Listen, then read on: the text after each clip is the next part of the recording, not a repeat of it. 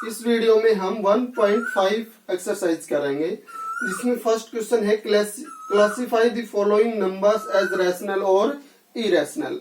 इस टाइप का क्वेश्चन अपने पास पहले भी आया था, जिसमें हमने नंबर्स को रैशनल और इरेशनल सेपरेट किया था, या किसी नंबर को चेक करके बताना है वो रैशनल है या इरेशनल।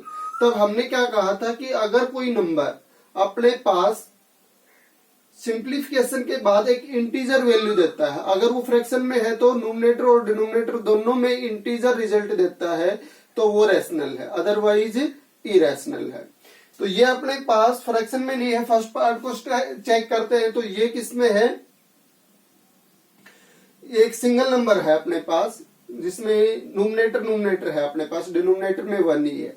तो इसको अगर हमने चेक करना है तो इसकी सिंप्लीफिकेशन निकाले हम, और अगर वो एक इंटीजर वैल्यू ही आए तो उसको रैशनल बोल रहे हैं, और इंटीजर वैल्यू नहीं आए तो इरेशनल बोल रहे हैं। अब इसके बाद सिंप्लीफिकेशन के बाद ये इतना ही रहना है, ये ऑलरेडी सिंप्लीफाइड नंबर है, इसको और सिंप्लीफाई हम नहीं कर सकते, केवल डेसिमल में लिखना हो तो अलग बात है। तो इसका मतलब ये और सिंप्लीफिकेशन का रिजल्ट नहीं देगा, तो ये एक इंटीजर वैल्यू भी नहीं है, इस टाइप का नहीं होता है ना इंटीजर। तो ये क्या है, एक इरेशनल नंबर। अब इसमें ब्रैकेट लगा रखी है, और ब्रैकेट के आगे पीछे कुछ नहीं दे रखा, इसका मतलब इसमें से ब्रैकेट हटा ले तो भी ये नंबर इतना ही रहेगा, नंबर पे कोई इफेक्ट नहीं होगा, क्योंकि ब्रैकेट के साथ इसमें कुछ है ही नहीं। ब्रैकेट हटा के इसको हम ऐसे लिख सकते हैं। अब यहां से प्लस का √23 और माइनस का √23 दोनों नंबर्स इकट्ठे होंगे तो रिजल्ट क्या आएगा, 0। इसका मतलब फिर ये रिजल्ट अगर ये 0 बन जाए तो क्या बचेगा, 3। तो ये जो सेकंड पार्ट का जो नंबर दे रखा है वो किसके इक्वल है, 3 के, और 3 एक इंटीजर है, इसलिए ये एक इंटीजर वैल्यू दे रहा है, तो इंटीजर वैल्यू देने वाले को क्या बोलेंगे हम, रैशनल नंबर। यहां से ये डिवाइड कर रखा है 2√7। 2√7 का मतलब है 2 और √7 की प्रोडक्ट, ये दोनों अपने पास लाइक नंबर्स नहीं है। लाइक नंबर्स का मतलब ये स्क्वायर रूट का और ये कंप्लीट पावर्स का है, इसलिए इनकी प्रोडक्ट करेंगे तब इन दोनों को साथ साथ ही लिखेंगे। तो 2 और √7 की प्रोडक्ट को क्या लिखेंगे, 2√7। 7 और √7 की प्रोडक्ट को क्या लिखेंगे, 7√7। इसका मतलब ये जो नंबर है 2 मल्टीप्लाई √7 और 7 मल्टीप्लाई √7, ऐसे लिख सकते हैं। अब मल्टीप्लाई और डिवाइड क्या हो जाते हैं, कैंसिल। इसका मतलब इसका सिंप्लीफिकेशन के बाद जो रिजल्ट आएगा वो होगा 2/7। ये फ्रैक्शन में आ गया, जिसमें ऊपर भी इंटीजर है और नीचे भी इंटीजर, और अगर ऐसी वैल्यू बने तो उसको क्या बोलेंगे, रैशनल। इसको सिंप्लीफाई नहीं कर सकते, ये ऑलरेडी सिंप्लीफाइड फॉर्म में है, और ऊपर तो इंटीजर है इसमें, लेकिन नीचे √2 एक इंटीजर वैल्यू नहीं है, इसलिए ये क्या होगा, इरेशनल नंबर। दोनों जगह अगर इंटीजर वैल्यू होती ऊपर और नीचे, तब इसको रैशनल नंबर बोला जाता। 2π, पाई एक इरेशनल नंबर काउंट किया गया है। पाई की जो वैल्यू है वो डेसिमल में, अगर डेसिमल नंबर्स के अकॉर्डिंग चेक की जाए तो इसमें पाई की वैल्यू डेसिमल के बाद खत्म नहीं होती। इसका मतलब इसकी डेसिमल एक्सपेंशन जो है नॉन टर्मिनेटिंग नॉन रिपीटिंग है। तो इसमें non terminating non repeating decimal वाले नंबर को क्या बोलते हैं, इरेशनल नंबर। और इरेशनल नंबर को अगर किसी रैशनल नंबर से प्रोडक्ट करवाया जाए तो इरेशनल नंबर ही आएगा। तो ये क्या है, एक इरेशनल नंबर।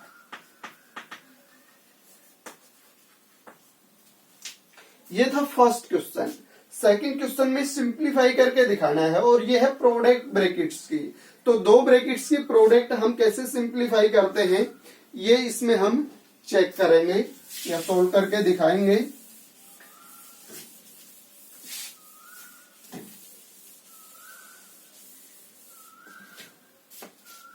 फर्स्ट पार्ट है जिसमें 3 + √3 और 2 + √2 इन दोनों नंबर्स की प्रोडक्ट करके दिखानी है। तो हम ब्रैकेट्स की प्रोडक्ट के रूल्स के अकॉर्डिंग अगर इसको डिफाइन करें कि 2 ब्रैकेट्स की प्रोडक्ट हम कैसे करते हैं, तो 2 ब्रैकेट्स की प्रोडक्ट का मीनिंग है फर्स्ट ब्रैकेट में जितने भी नंबर्स यूज हुए हैं वो सभी सेकंड ब्रैकेट के साथ प्रोडक्ट होंगे। तो जैसे इन दोनों की करते हैं हम, तो हमने कहा कि 2 ब्रैकेट्स की प्रोडक्ट का मतलब है फर्स्ट ब्रैकेट के जितने भी नंबर हैं वो सारे सेकंड ब्रैकेट के साथ प्रोडक्ट होंगे। नंबर का मतलब टर्म्स बोल सकते हैं हम। जैसे इस ब्रैकेट में टर्म्स कितनी है, 1 और 2।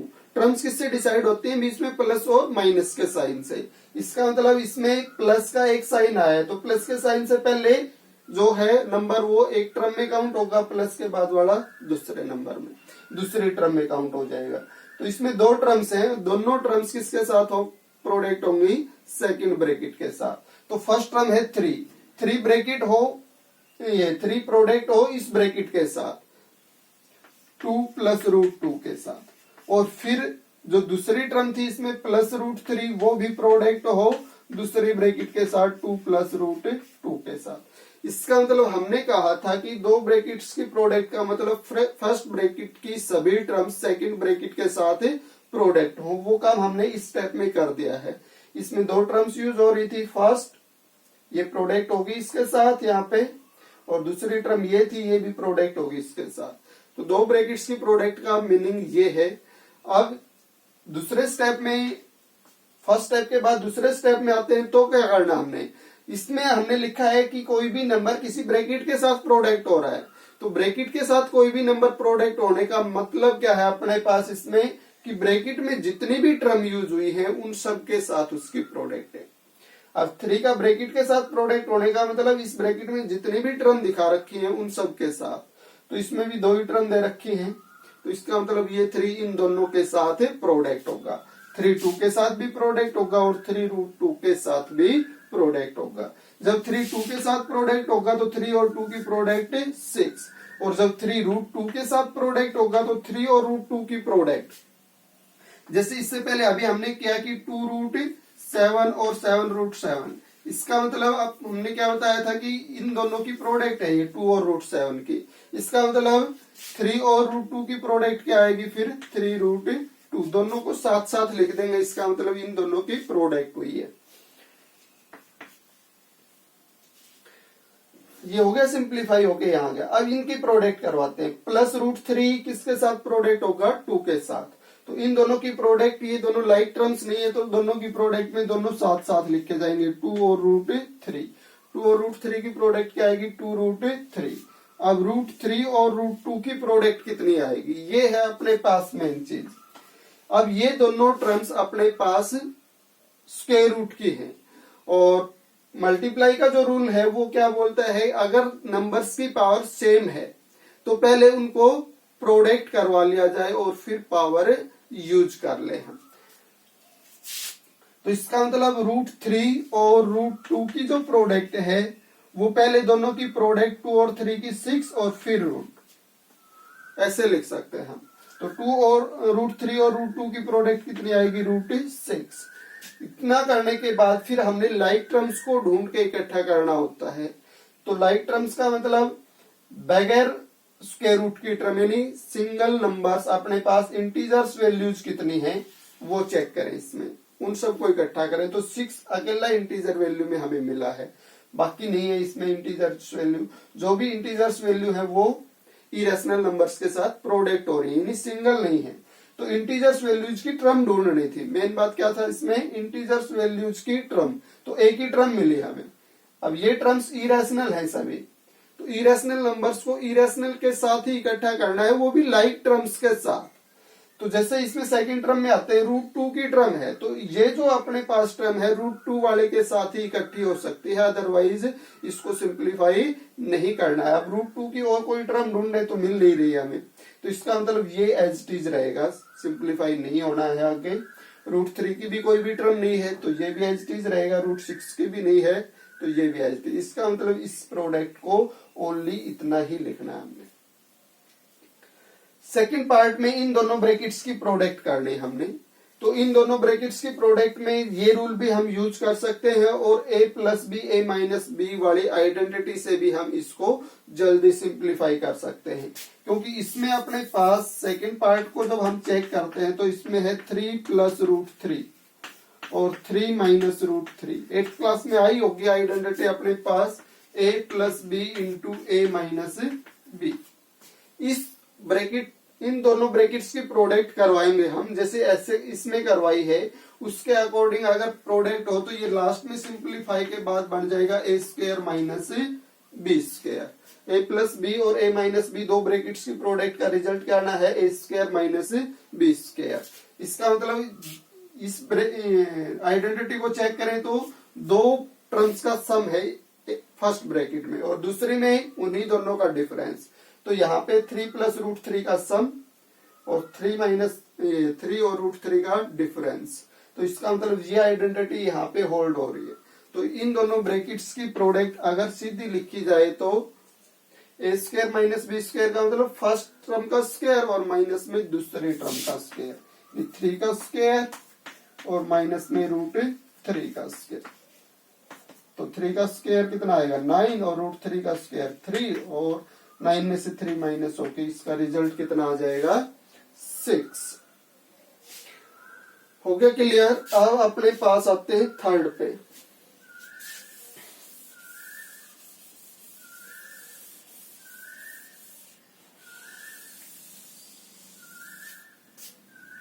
थर्ड में दे रखा है रूट 5 प्लस रूट 2 का होल स्क्वायर।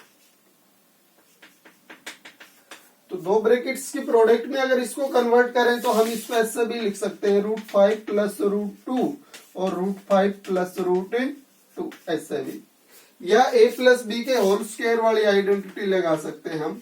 यानी इसका मतलब क्या है a plus B into A plus B और ब्रैकेट्स के रूल्स की प्रोडक्ट के अकॉर्डिंग अगर इन दोनों ब्रैकेट्स की प्रोडक्ट की जाए तो लास्ट में सिंप्लीफाई के बाद जो रिजल्ट बनेगा वो a square plus b square plus 2ab ये बनेगा। तो इसका मतलब अगर हम इसको डायरेक्ट सोल्व करें तो इसका जो रिजल्ट है a प्लस बी के होल स्क्वायर के अकॉर्डिंग क्या बनना चाहिए, फर्स्ट टर्म का स्क्वायर, ए स्क्वायर का मतलब क्या है इसमें फर्स्ट टर्म का स्क्वायर प्लस बी स्क्वायर का मतलब सेकेंड टर्म का स्क्वायर और 2ab का मतलब 2 के साथ दोनों टर्म्स की प्रोडक्ट। इसका मतलब अगर किन्हीं दो टर्म्स के सम का होल स्क्वायर हमने खोलना होता है तो हम क्या करते हैं फर्स्ट टर्म का स्क्वायर प्लस में सेकेंड टर्म का स्क्वायर और प्लस में 2 के साथ उन दोनों टर्म्स की प्रोडक्ट। तो अगर इसको सिंप्लीफाई करेंगे तो फर्स्ट टर्म का स्क्वायर करवाएंगे प्लस में सेकेंड टर्म का स्क्वायर और प्लस में 2 के साथ दोनों की प्रोडक्ट। अब फर्स्ट टर्म का स्क्वायर यानी रूट 5 का स्क्वायर कितना बनता है 5 और रूट 2 का स्क्वायर कितना बनता है 2। अब हमने कहा कि रूट 2 के अंदर वाले नंबर्स पहले प्रोडक्ट होके स्क्वायर रूट लिखा जा सकता है। यानी इन दोनों टर्म्स की प्रोडक्ट कितनी आएगी रूट 5 और रूट 2 की रूट 10। 5 और 2 की प्रोडक्ट होके स्क्वायर रूट लग जाएगा और प्रोडक्ट में क्या हो रहेगा ये, इसका मतलब पीछे वाली तो होगी रूट 10 और बच गया क्या प्रोडक्ट में 2, वो इसके साथ ही लिखा जाएगा क्योंकि ये इसके लायक नहीं है। तो 2 और रूट 10 की प्रोडक्ट क्या आएगी 2 रूट 10। अब ये अपने पास इंटीजर्स इकट्ठे हो जाएंगे दोनों टर्म्स वाले, तो 5 और 2 का सम 7 और 2 रूट 10। कभी इनको इकट्ठा मत कर लेना, 7 प्लस 2 कितना करके लिख दो 9 रूट 10, तो ये गलत हो जाएगा अपने पास। इस चीज का ध्यान रखना क्योंकि 7 प्लस अगर 2 इंटू 10 होता तो अगर आप इसको 9 इंटू 10 लिखते तो 90 बन जाता। क्या इसकी वैल्यू 90 थोड़े आनी है, बोर्ड मास के अकॉर्डिंग पहले प्रोडक्ट सोल्व होगी तो 20 प्लस 7 है, इसका मतलब तो 27 बनेगा। और हमने इसको अगर 7 प्लस 2 रूट 10 को 9 रूट 10 लिख दिया तो हमने इसका मतलब इसको इस रिजल्ट को 90 बना दिया, जिस रूल से इसको सिंप्लीफाई कर रहे हैं उसके अकॉर्डिंग। तो इसलिए ये अपने पास इरेशनल नंबर है और ये रेशनल, और रेशनल और इरेशनल का सम में नहीं होगा।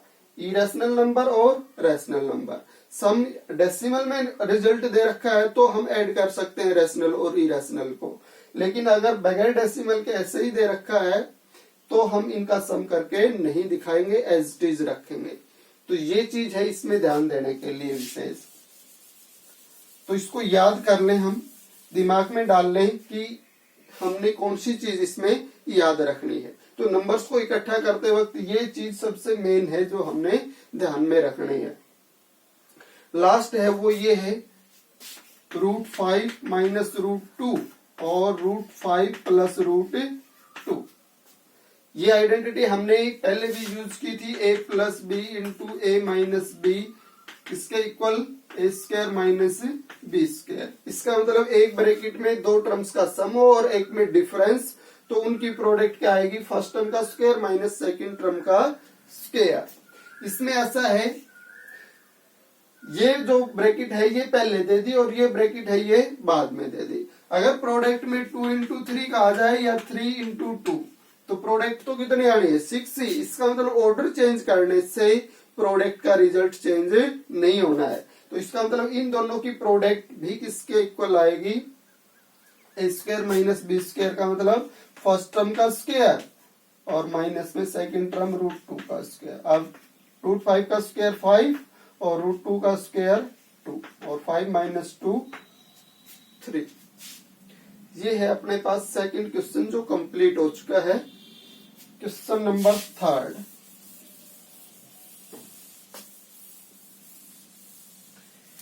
थर्ड क्वेश्चन में है, recall pi is defined as the ratio of the circumference से C of a circle to its diameter से D, that is pi is equal to C by D. यानी कि जो अपने पास पाई है उसको हम रेशियो में लिख सकते हैं किस किस के, सर्कमफेरेंस और डायमीटर। सर्कमफेरेंस क्या होती है सर्कल की, 2 पाई आर, और डायमीटर क्या होता है 2r। इसका मतलब 2 पाई आर को सर्कमफेरेंस को क्या लिखा c और 2r डायमीटर को क्या लिखा d। अगर इस पार्ट को हम c बाई डी को चेक करते हैं तो 2 से 2 कैंसिल और r से r क्या बनता है पाई, और pi is equal to c by D. ये इसने फर्स्ट पार्ट में ये यहां तक बोल रहा है कि पाई इज इक्वल टू क्या बन रहा है, c बाई डी बन रहा है। This seems to contradict the fact that pi is a irrational number. ये किस चीज को शो कर रहा है कि ये यहां से दिख रहा है कि ये कॉन्ट्राडिक्शन कर रहा है कि पाई एक इरेशनल नंबर है। यहां से लग नहीं रहा है कि पाई क्या है, एक irrational number. How will you resolve this contradiction. यानी हम पाई की वैल्यू अगर c बाई डी लिखें तो जब भी कभी भी हमने सर्कमफेरेंस को देखा होगा तो सर्कमफेरेंस कभी भी इरेशनल नंबर में नहीं लिखी जाती है और डायमीटर भी कभी भी इरेशनल नंबर में नहीं लिखा जाता है। तो सर्कमफेरेंस इज ऑलवेज रेशनल और डायमीटर भी ऑलवेज रेशनल। ऐसा लिखते नहीं है हम कभी भी डायमीटर को इरेशनल फॉर्म में लिखा हो, ऐसा नहीं होता है। तो इसका मतलब अपने पास सर्कमफेरेंस और डायमीटर दोनों क्या है, रेशनल, और दो रेशनल नंबर्स का डिवीजन क्या हुआ है, एक रेशनल नंबर। तो यहां से पाई क्या शो हो रहा है, एक रेशनल नंबर। इसका मतलब ये कॉन्ट्राडिक्शन होगी कि हमने इससे पहले फर्स्ट क्वेश्चन में ही बोला था कि पाई क्या है, एक इरेशनल नंबर। तो यहां से पाई एक रेशनल शो क्यों हो रहा है, इसका भी तो रीजन हमें देना पड़ेगा कि पाई यहां से रेशनल क्यों शो हो रहा है। क्योंकि यहां से रेशनल शो इसलिए हो रहा है कि यहां हमने सर्कमफेरेंस और डायमीटर का इसको रेशियो यूज किया है, और सर्कमफेरेंस एक लेंथ है। जब भी हम किसी भी लेंथ को किसी भी डिवाइस से मेजर करते हैं तो वो एक रेशनल नंबर ही लिखा जाता है। जैसे हमने ये लेंथ बना दी या √5 को जैसे हमने रिप्रेजेंट किया था और वो एक लेंथ के रूप में आ गया था, तो अगर इसको हम किसी स्केल से माप के देखते तो उसकी वैल्यू √5 की वैल्यू 2.4 समथिंग होती है। तो इसका मतलब यदि √5 लेंथ को मापेंगे हम तो 2 पॉइंट समथिंग देगा, क्योंकि स्केल के ऊपर इरेशनल नंबर्स तो लिखे ही नहीं होते हैं। जो भी स्केल है उसके ऊपर फिक्स नंबर्स होते हैं अपने पास। जैसे 2.4 है तो 2 के बाद अपने पास ऐसे स्मॉल नंबर्स दिखाई देंगे। तो अगर 2 के बाद अगर ये इन 4 लाइंस तक जाता है तो उसको क्या लिखेंगे हम, 2.4। क्या ऐसे लिखेंगे 2.40004004 ऐसे लिखेंगे क्या किसी लेंथ को मापते वक्त। तो इसका मतलब कोई भी मेजरमेंट्स हम यूज करें, कोई भी स्केल हम यूज करें, तो जो लेंथ आएगी वो ऑलवेज है रेशनल नंबर। तो सी और डी की फॉर्म में अगर पाई को लिखा जाए तो सी एक लेंथ होने के कारण रेशनल है और डी भी एक लेंथ होने के कारण रेशनल है। इसलिए ये एक रेशनल नंबर यहाँ से शो हो रहा है। किस रीजन से शो हो रहा है ये रेशनल, क्योंकि हमने इसको दो लेंथ्स के डिवीजन में लिखा है, डिवाइड की फॉर्म में लिखा है। तो इसका मतलब यहां से पाई का रैशनल होने का जो रीजन हमने दिया वो क्या दिया, दो रैशनल नंबर्स का डिवीजन, यानी दो लेंथ्स का डिवीजन है ये, इसलिए रैशनल नंबर है। अदरवाइज इसमें कोई कॉन्ट्राडिक्शन नहीं है कि पाई क्या है, इरेशनल नंबर। तो it is not contradiction.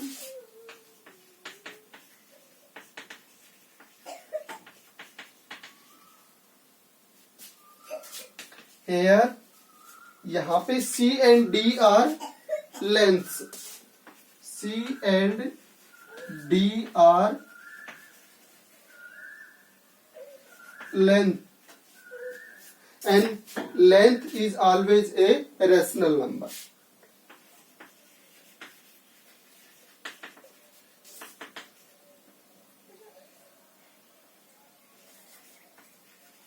Always a rational number. जब भी हम लेंथ को मेजर करेंगे तो वो क्या आएगा, रेशनल। तो इसलिए ये हमें ऐसा लगा है, अदरवाइज पाई इज इरेशनल। तो इसमें कोई कॉन्ट्राडिक्शन नहीं लिखेंगे। ऐसा किस लिए हुआ, क्योंकि सी और डी यहाँ पे क्या है, लेंथ। ये है थर्ड क्वेश्चन अपने पास।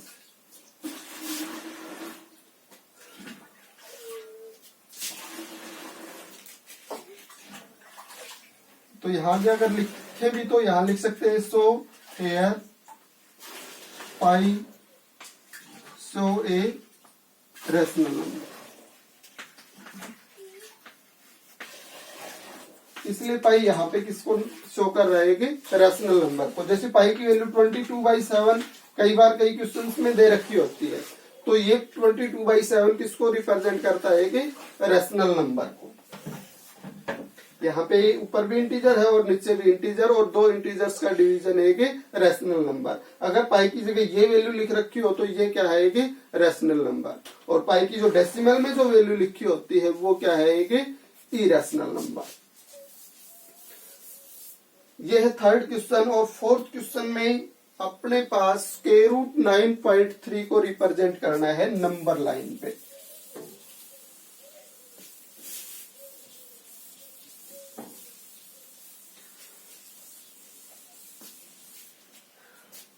तो डेसिमल के अंदर अगर स्क्वायर रूट के अंदर अगर डेसिमल नंबर है और इसको नंबर लाइन पे हमने रिप्रेजेंट करना है, तो इसको हम कैसे करेंगे। जैसे हमने √5 को नंबर लाइन पे रिप्रेजेंट किया था, तो एक ट्रायंगल की हेल्प से हमने पहले पता किया था कि √5 कितनी लेंथ होती है। तो अब इसमें भी हम पहले ये चेक करेंगे कि √9.3 है वो कितनी लेंथ है, और फिर उसको नंबर लाइन पे रिप्रेजेंट करेंगे। अब स्क्वायर रूट वाले नंबर्स को हम कैसे पता करें कि वो कितनी लेंथ है। तो इसके लिए हमें क्या करना होता है, सबसे पहले नंबर लाइंस को यूज किया हमने, और जितना नंबर हमने रिप्रेजेंट करना है उससे 1 यूनिट लेंथ ज्यादा यूज करनी है नंबर लाइन पे। जैसे यहां हो गया 0। अब हमने रिप्रेजेंट करना है किसको, √9.3 को। तो इस नंबर लाइन पे हम कितनी वैल्यू यूज करेंगे, 10.3 तक। √9.3 को करना है तो 9.3 एक नंबरिकली वैल्यू है, और हमने कहा कि उससे 1 यूनिट ज्यादा। अगर 9.3 है तो 10.3, अगर 10.3 है तो 11.3। तो इसमें हम रिप्रेजेंट करें नंबर लाइन पे 10.3 तक। तो मान लिया ये 1 2 3 4 5 6 7 8 9 10 और 11 तक दिखा लिया हमने नंबर लाइन पे। अब 10.3 कहाँ होगा अपने पास, यहां से इसके बीच में 9 पॉइंट्स दिखा दे, 10 और 11 के बीच में इक्वल 1 2 3 4 5 6 7 8 9। इसमें हमने कंपास और स्केल की हेल्प यूज करनी है, पेंसिल भी यूज कर सकते हैं। तो इसका मतलब जब नंबर लाइन ले हम, तो ये जो अपने पास मार्क्स लगा रखे हैं ये इक्वल हो। अब उसके बाद यानी कि यहाँ 11 तक लिखें तब ये मार्क्स क्या हो, इक्वल हो। 1 2 3 इक्वल गैप के बाद होने चाहिए। उसके बाद ये जो अपने पास स्मॉल पार्ट्स हैं ये भी इक्वल गैप्स के में हो, यानी कि जैसे नंबर लाइंस पे नंबर होते हैं उसी वैसे होने चाहिए अपने पास इक्वल डिस्टेंस से। अब इसमें हम क्या रहे हैं कि अगर 9.3 को रिप्रेजेंट करेंगे तो 10.3 लेंगे, तो 10.3 ये नंबर शो करेगा। तो फर्स्ट स्टेप तो यही है इसका कि जितना नंबर रिप्रेजेंट करना है उससे 1 यूनिट लेंथ ज्यादा ले ली जाए। नंबर 10.3 तक ले लिया, अब 0 से 10.3 यहां तक की जो लेंथ है इसका हमें हाफ चाहिए। इसका क्या करना है, हाफ कैसे करें अब इस लेंथ का हम, तो इसका परपेंडिकुलर बाइसेक्टर ड्रॉ कर लेते हैं। और परपेंडिकुलर बाइसेक्टर कैसे ड्रॉ होगा, जितनी ये लेंथ है उसके हाफ से ज्यादा कंपास ओपन करें और आर्क्स लगा लें। इतनी लेंथ है, इसके हाफ से ज्यादा, इसका मतलब अप्रोक्सीमेटली इतना कंपास हमने ओपन कर लिया, ऊपर और नीचे आर्क्स लगा दी। कहां से, इस पॉइंट से। जितना ओपन हमने कर रखा है उतना ही ओपन रख के अब इस एंड पॉइंट से हमने इन आर्क्स को वापस से कट कर दिया। अब इसको हम ज्वाइन करवाएंगे, तो इसके हाफ के अकॉर्डिंग ये वैल्यू कहां से आनी चाहिए थी, 5.1 के आसपास से पास होनी चाहिए थी। इसके अकॉर्डिंग लग नहीं रहा कि ये यहाँ से पास हो रही है, तो इसको हम दिखा लेते हैं कि जो आर्क्स हैं वो इस पॉइंट के आसपास से कट करेंगे। स्केल और कंपास यूज करेंगे तब ऐसा हो जाएगा। अब भी नहीं लग रहा कि ये यहां से आएगा, तो हम, अब तो ज्यादा चला गया, अप्रोक्सीमेटली मान लेते हैं कि ये यहां से आएगा। कंपास की और वो हेल्प यूज करके करेंगे तब। तो अब ये इसका बीच आ गया है, कितनी लेंथ का बीच मिड पॉइंट आया, ये अपने पास 10.3 लेंथ का मिड पॉइंट। और 10.3 लेंथ कौन सी है, इससे 1 यूनिट ज्यादा। अब ये मिड पॉइंट जो आया है इससे हमें एक सेमी सर्कल बनाना है, इसको हमें सेंटर यूज करना है। इसको सेंटर यूज करके और कंपास से अब इतना ओपन हो या इतना, ये दोनों लेंथ इक्वल हैं, तो इतना कंपास ओपन करवा के इसको यहाँ पे सेंटर यूज करके और एक सेमी सर्कल बनाया जाए।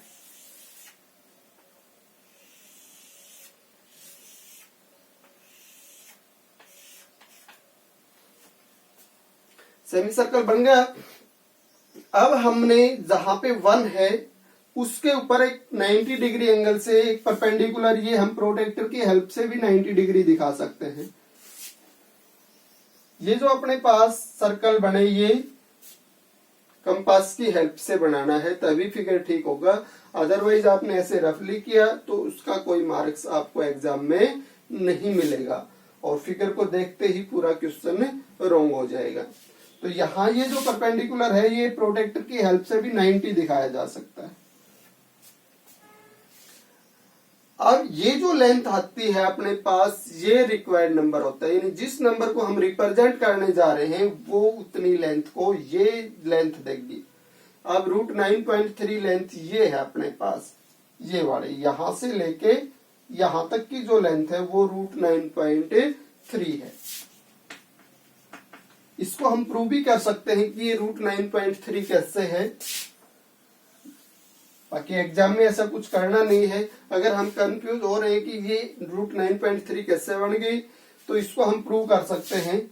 ये जो अपने पास है यहां से लेके यहां तक ये इस सेमी सर्कल की रेडियस है, और सेमी सर्कल की जो रेडियस है वो कितनी है, ये टोटल अपने पास डायमीटर कितना बन रहा है इसका 10.3, तो रेडियस कितनी बनेगी 10.3/2।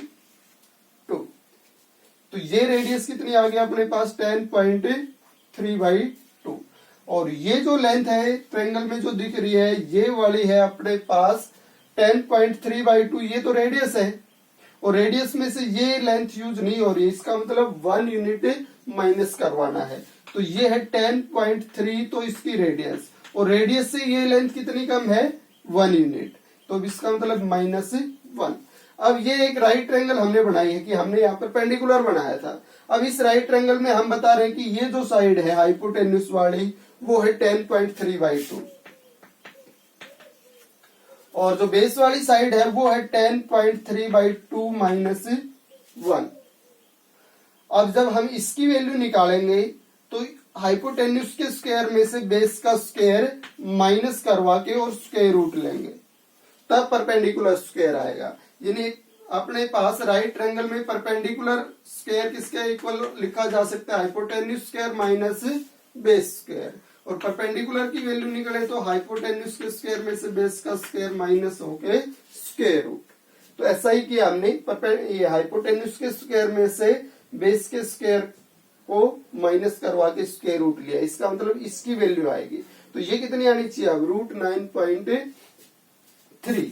अब इसको सोल्व करें तो ये 10.3 या ए स्क्वायर माइनस बी स्क्वायर लगा लेते हैं इस पे। ए स्क्वायर माइनस बी स्क्वायर, इसका मतलब ये ए और ये बी। ए स्क्वायर माइनस बी स्क्वायर किससे आया था, ए plus B into A minus B से। ए प्लस बी का मतलब इन दोनों टर्म्स का सम जो स्क्वायर के अंदर है।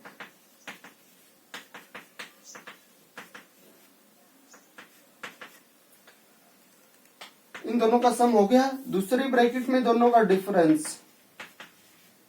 डिफरेंस करवाए, इसका मतलब इस टर्म को माइनस करवाना है हमने, इस टर्म को इसमें से माइनस करवाना है। तो माइनस करवाते हुए हैं तो इनका साइन चेंज हो जाएंगे। इसको माइनस करवाएंगे तो -10.3/2 और माइनस वाला 1 किसका हो जाएगा, प्लस का। अब इस रिजल्ट को अगर हम चेक करते हैं तो ये नंबर 2 बार ऐड हो रहा है। सेम नंबर को 2 टाइम्स ऐड करेंगे तो वो उसका डबल हो जाएगा। तो इसका मतलब इसका डबल होगा तो नीचे वाला 2 कैंसिल होके 10.3। इन दोनों का सम कितना आएगा, 10.3 और -1।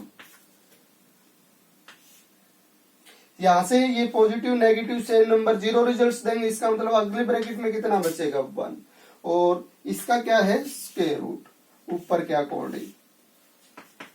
अब 10.3 में से 1 माइनस होगा तो कितना आएगा, 9.3 और 1 से प्रोडक्ट होगा तो इतना ही रह जाएगा। इसका मतलब ये रिजल्ट कितना बन गया, √9.3। तो इसका मतलब हो गया फिक्स कि ये √9.3 ही आएगा।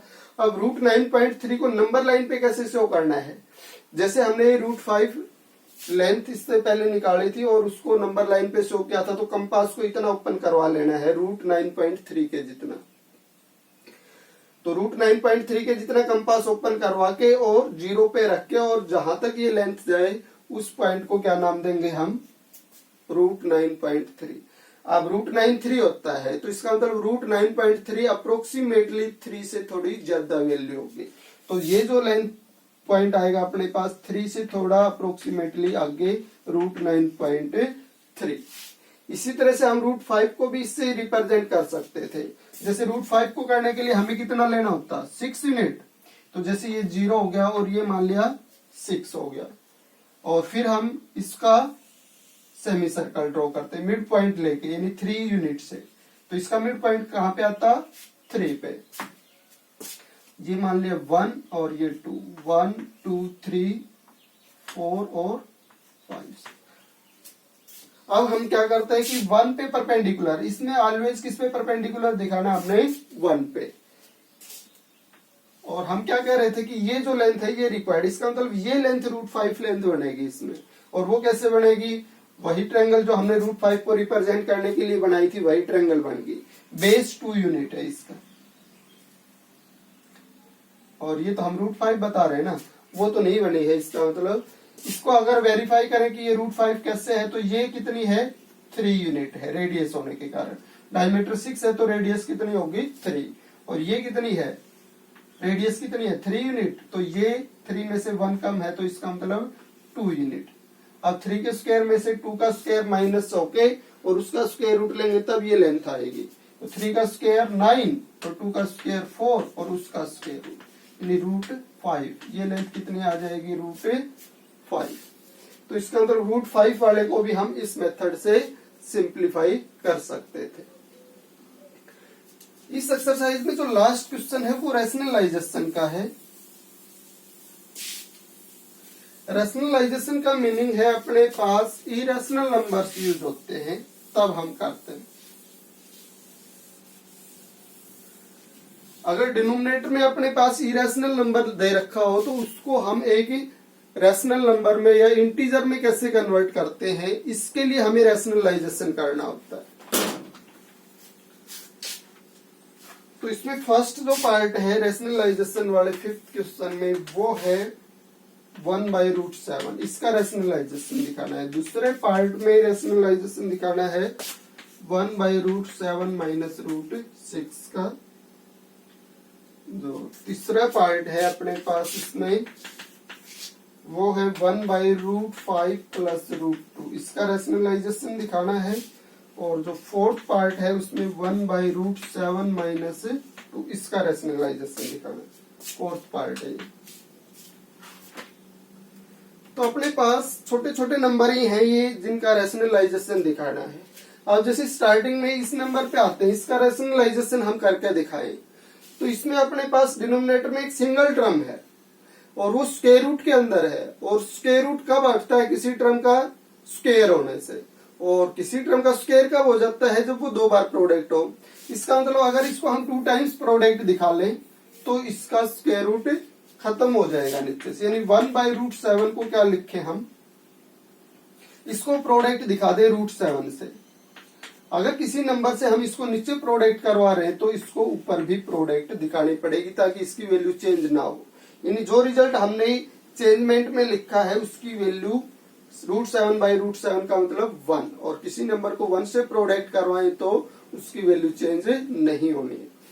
अब ये 2 टाइम्स प्रोडक्ट हो गया तो इसका मतलब इसका स्क्वायर लिख सकते हैं और स्क्वायर से स्क्वायर रूट कैंसिल, यानी नीचे से स्क्वायर रूट खत्म हो जाएगा तो एक इंटीजर वैल्यू आ जाएगी। तब इसका क्या हो गया? इसका मतलब इसका ये रेशनलाइजेशन इसी पर्पज से किया जाता है कि नीचे एक इंटीजर वैल्यू, अगर डिनोमिनेटर का कर रहे हैं तो डिनोमिनेटर में इंटीजर, अगर नोमिनेटर का करवा रहा है तो नोमिनेटर में एक इंटीजर। इसमें नोमिनेटर में तो ऑलरेडी इंटीजर वैल्यू थी, डिनोमिनेटर में इंटीजर वैल्यू बनानी थी। और वो किससे होगी? अगर हम इसके साथ ये कैलकुलेशन कर लें, ये वाली और ये वाली 1 के इक्वल ही है।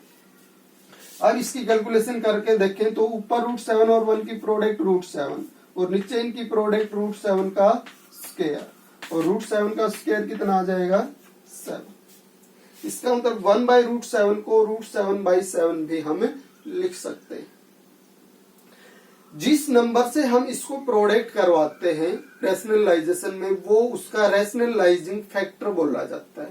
तो किस नंबर से प्रोडक्ट करवाया हमने? इसको √7 से। तो √7 जो है वो इसका रेशनलाइजिंग फैक्टर है। किसका? 1/√7 का। इसका रेशनलाइजिंग फैक्टर क्या हुआ? √7। दूसरा है ये, इसमें 2 टर्म्स हैं। जब 2 टर्म्स यूज होती हैं अपने पास प्लस माइनस के साइन के साथ, इसमें माइनस के साइन के साथ आई है तो स्क्वायर रूट के अंदर अगर होती है तो स्क्वायर रूट कब हटता है? जब स्क्वायर हो। और 2 टर्म्स यूज हो रही है तो दोनों का अलग अलग स्क्वायर होना चाहिए। और दोनों का अलग अलग स्क्वायर अपने पास आइडेंटिटी जो यूज होती है a + b a - b, इसमें आता है दोनों का अलग अलग स्क्वायर।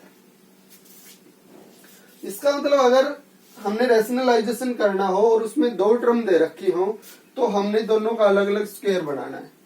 स्क्वायर रूट के अंदर है दोनों टर्म्स तब। और दोनों का अलग अलग स्क्वायर कब बनेगा? जब ये 2 ब्रैकेट्स प्रोडक्ट हो। यानी एक ब्रैकेट में वो प्लस के साथ हो नंबर और एक में माइनस के साथ।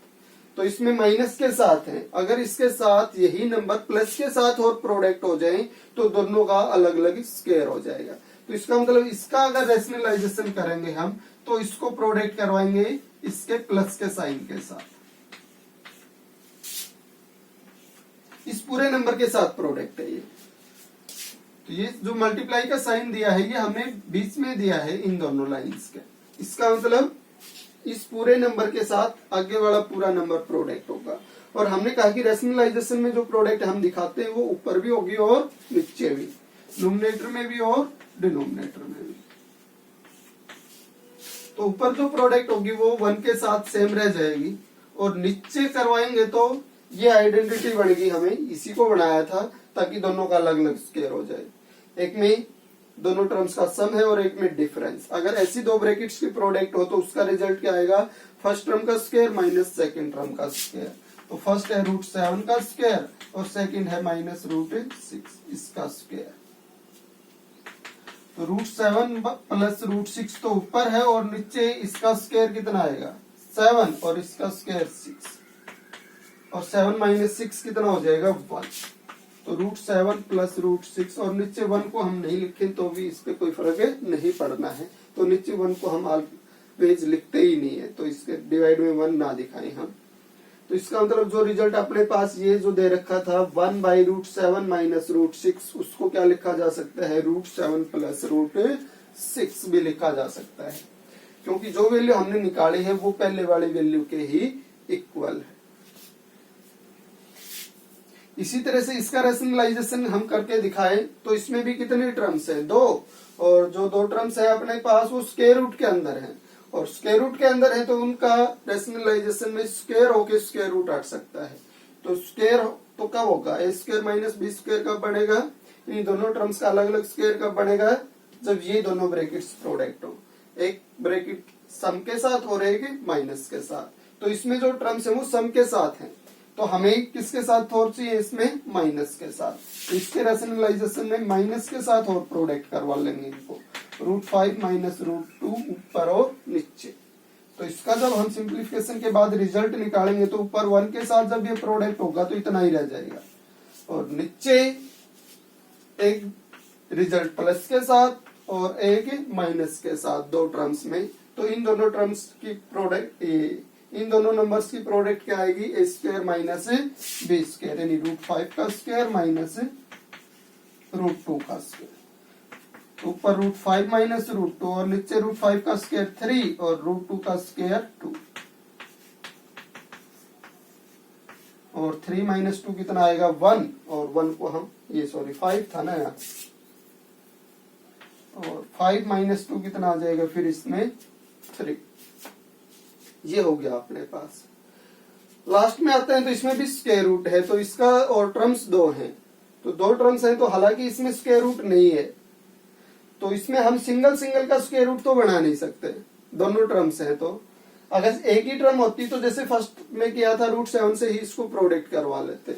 अगर √7 से ही इसको प्रोडक्ट करवाया जाए तो इसका मतलब पूरे को प्रोडक्ट होगा, तो √2 के साथ भी आएगा √7 प्रोडक्ट में, तो इसका मतलब यहाँ से फिर इस पे फिर से स्क्वायर रूट में टर्म रह जाएगी, इसका स्क्वायर रूट तो खत्म हो जाएगा लेकिन यहाँ पे फिर से स्क्वायर रूट में टर्म रह जाएगी, इसलिए इसका जो रैशनलाइजिंग फैक्टर है वो √7 नहीं है। इस टाइप में अगर एक पे भी स्क्वायर रूट है और एक बगैर स्क्वायर रूट की टर्म है तो भी हमने यही आइडेंटिटी बनानी है a² माइनस b² वाली, और उसके लिए हमें 2 ब्रैकेट्स के प्रोडक्ट चाहिए, +b और a माइनस b। तो इसमें ये माइनस के साथ है, हमें किसके साथ चाहिए, प्लस के साथ। तो इसका मतलब इसका जो रैशनलाइजिंग फैक्टर होगा √7 प्लस 2।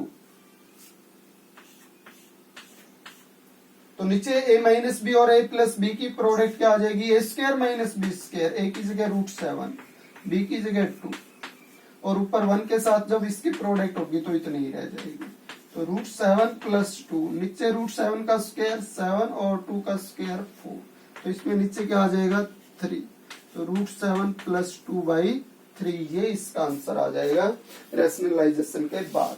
इसका मतलब जो 1/√7 माइनस 2 दे रखा था उसको क्या भी लिख सकते हैं, √7 प्लस 2/3 भी हम लिख सकते हैं।